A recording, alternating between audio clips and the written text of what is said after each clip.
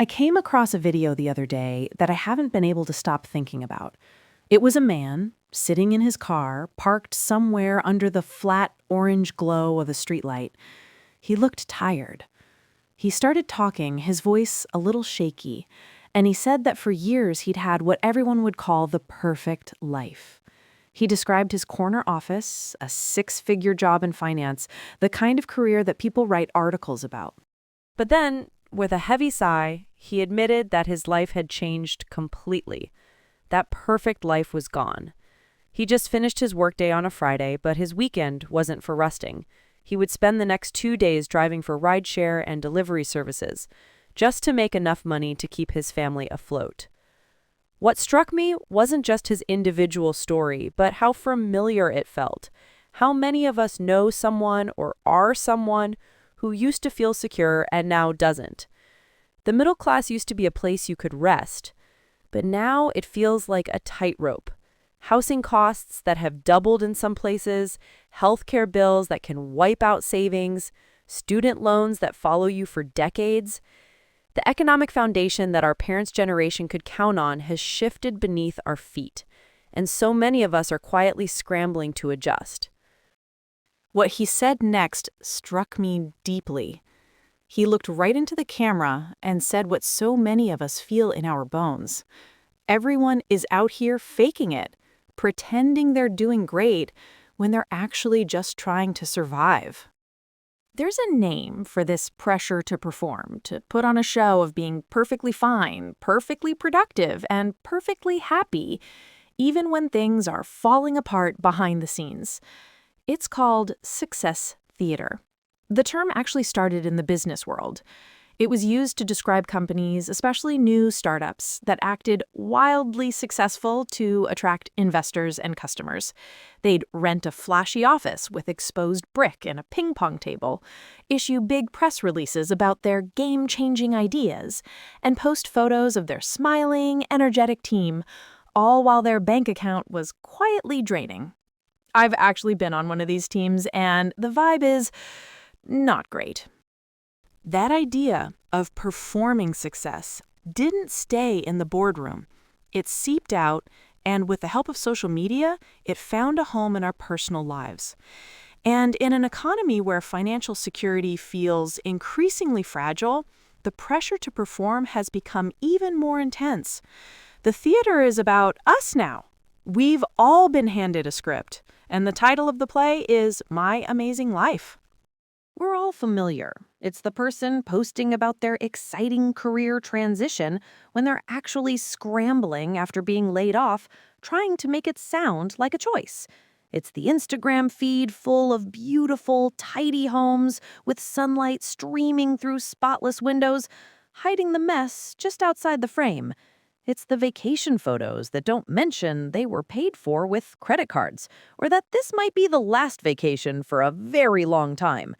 We've become the actors, directors, and publicists of our own lives, playing the part of someone who has it all figured out. For most of us, this isn't about being dishonest or intentionally deceiving people, and it's not just about a very powerful and very human need to belong. It's also about survival in an economic landscape that feels increasingly unforgiving. When everything can be found online, it's normal to ask yourself, what if your boss sees that you're stressed?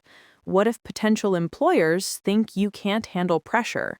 What if your landlord decides you're a risk?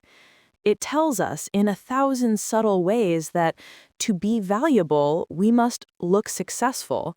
To be loved, we must look happy. To be respected, we must look busy and important. So we perform. We put on the costume of competence and the makeup of happiness because we're worried that if people see the real us, the tired us, the uncertain us, the struggling us, they'll think we're failing.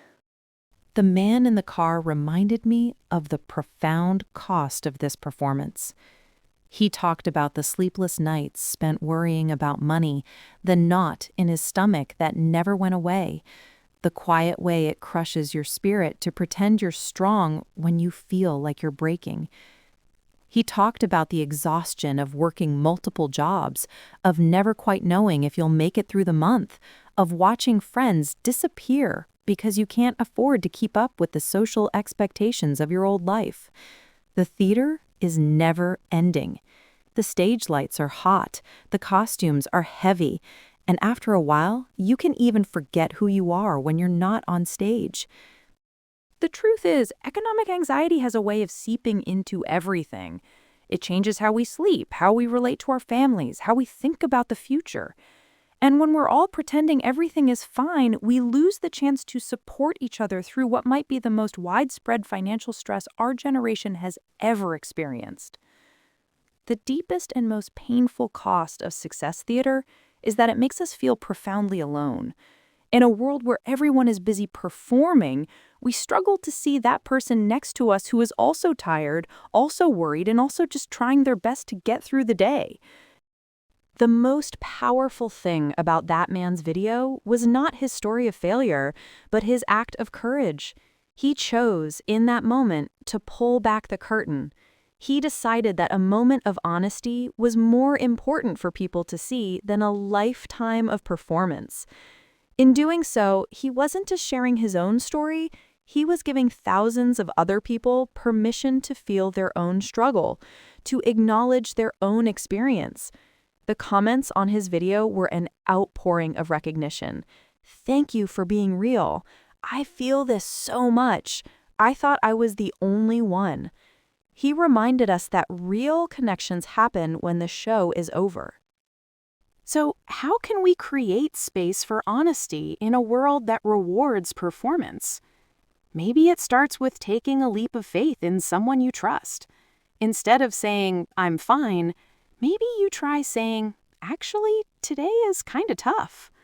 Or instead of posting that perfect shot that took 50 pictures to get, you post one that shows a funny moment in the chaos while you are trying to get the perfect pic. It's about remembering that our worth shouldn't be measured by how successful we appear to be, but by our capacity for kindness, for honesty, and for connection.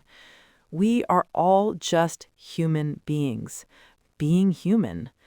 And in times when the ground feels unsteady beneath all of us, that shared humanity becomes even more precious. By acknowledging this truth, we offer each other a little bit of grace. We show each other that the most beautiful and connecting moments in life don't happen under the bright lights of the stage, but in the quiet, shared understanding that we're all just here figuring it out as we go.